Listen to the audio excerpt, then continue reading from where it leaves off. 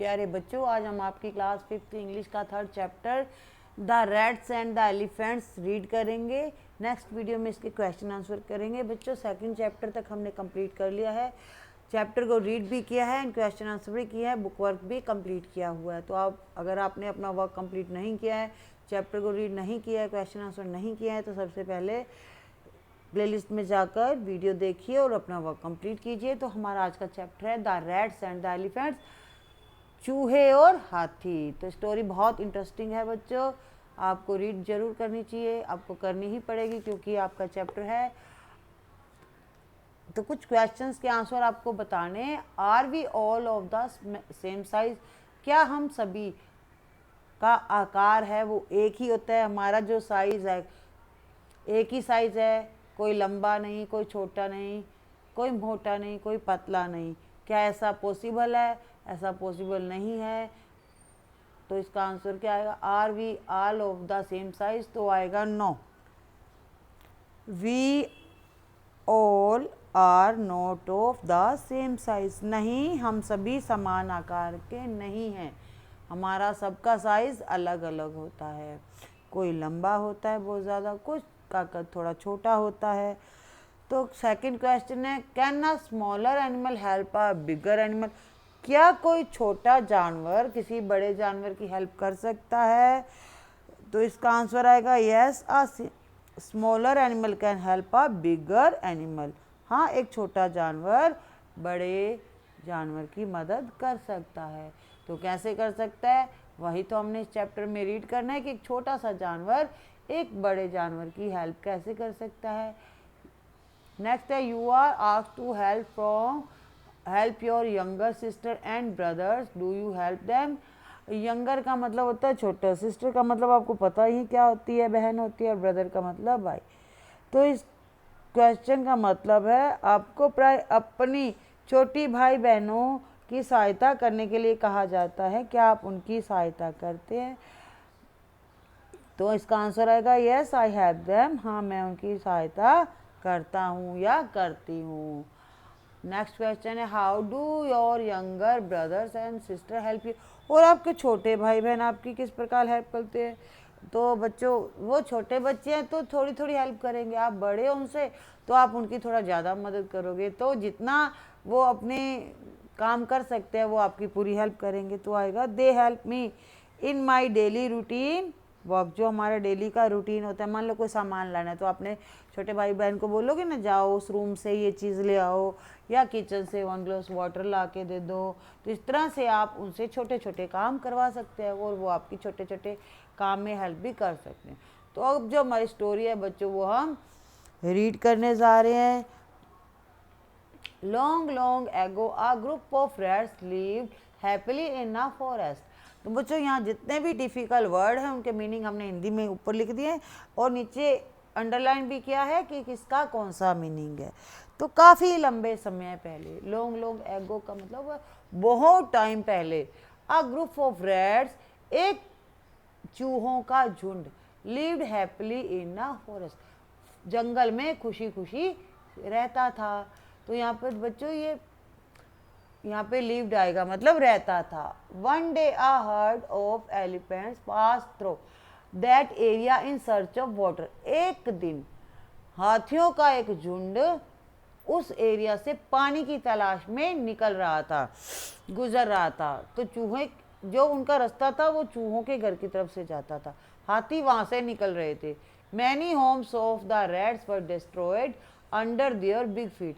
अब बहुत सारे जो चूहे थे, अब चूहे तो छोटे छोटे होते हैं, आपको पता होता है, और एलिफेंट कैसे होता है, एलिफेंट को तो चूहा दिखेगा भी नहीं, इतना स्मॉल होता है। और उनके जो घर होते हैं वो ज़मीन में बिल बना के रहते हैं, वो होल बना के रहते हैं। तो जैसे वो ज़मीन के नीचे रह रहे थे, और हाथियों के पैर कैसे होते हैं, बड़े बड़े भारी भारी हैवी होते हैं। तो जब वो वहाँ से निकल रहे थे, उनके रास्ते से निकल रहे थे, तो बहुत सारे चूहों के घर डिस्ट्रॉय मतलब नष्ट हो गए, ख़त्म हो गए। अंडर देयर बिग फीट मतलब उनके बड़े बड़े पैरों के नीचे से चूहों के बहुत सारे घर नष्ट हो गए। सम रैट्स वर आल्सो किल्ड, और कुछ चूहे मारे भी गए, कुछ चूहे उनके पैरों के नीचे आके मर भी गए। द किंग ऑफ रैट्स, अब जो बच्चों चूहों का राजा था, चूहों के राजा का नाम था मूषक राज। आपको पता है चूहे को मूषक भी कहते हैं। तो ये देखिए बच्चों, ये एलिफेंट है, ये जा रहे हैं, ठीक है।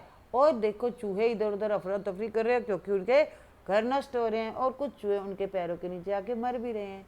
अब आप देख लीजिए चूहा कितना छोटे हैं और एलिफेंट कितने बड़े हैं, ठीक है। अब जो चूहों का राजा था उसने क्या किया, went to the king of elephant Gajraj. अब वो कहाँ गया, हाथियों के राजा गजराज के पास गया। हाथियों के राजा का नाम था गजराज, और हाथी को गज भी कहा जाता है, पर्यायवाची इसका क्या होता है, गज। अब परेशान हो रहे थे सब, राजा के पास गए ना, मूषक राज के पास गए सारे चूहे परेशान होकर। अब राजा ने, उनका जो चूहा का राजा था मूषक राज, वो गया हाथियों के राजा के पास जिसका नाम था Gajraj, and requested him to take his herd through another route to the pond. अब उसने गजराज से यानी हाथियों के राजा से प्रार्थना की कि वो अपना रास्ता बदल ले, वो दूसरे रास्ते से पौंड यानी तालाब तक चले जाए।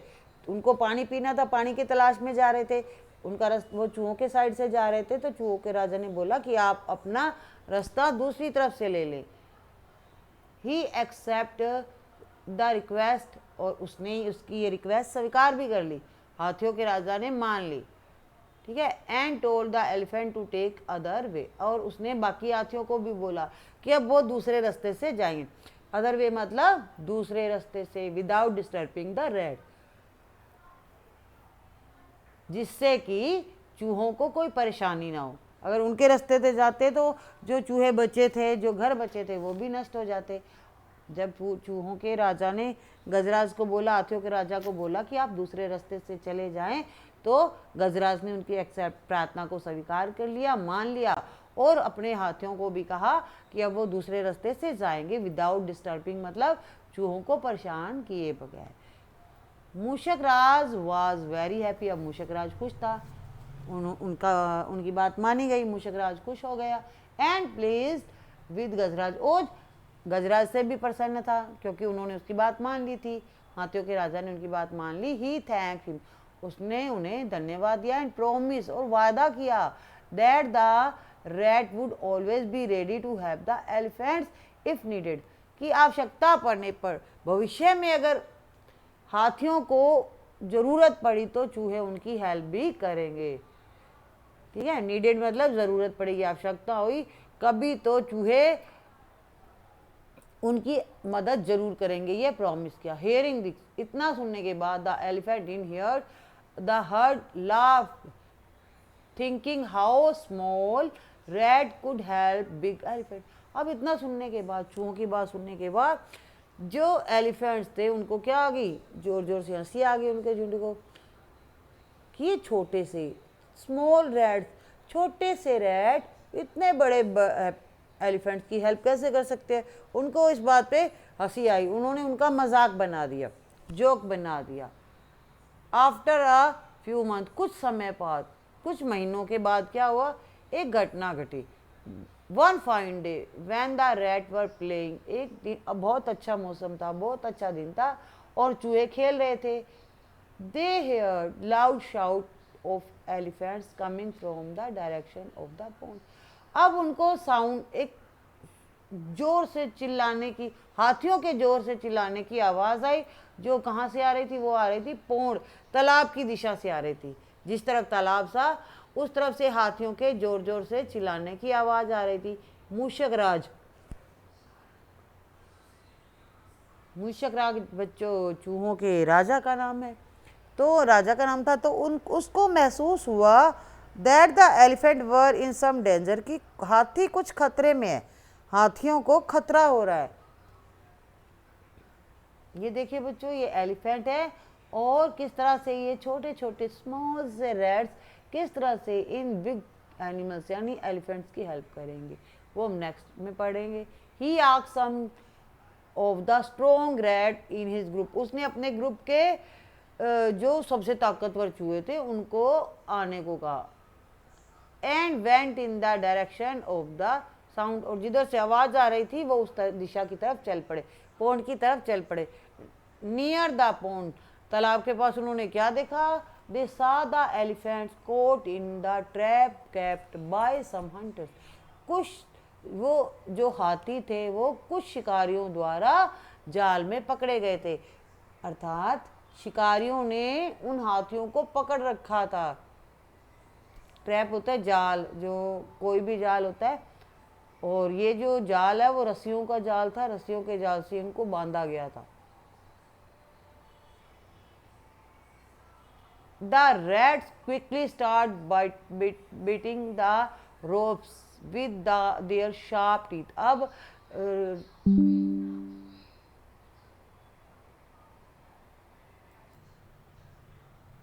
तो जब चूहों ने देखा कि एलिफेंट बंधे हुए हैं जाल में, तो जल्दी जल्दी से उन्होंने रोप मतलब रस्सियों को अपने तीखे दांतों से काटना शुरू कर दिया।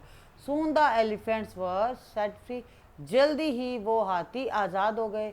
दे थैंक द रैट, उन्होंने चूहों को धन्यवाद दिया।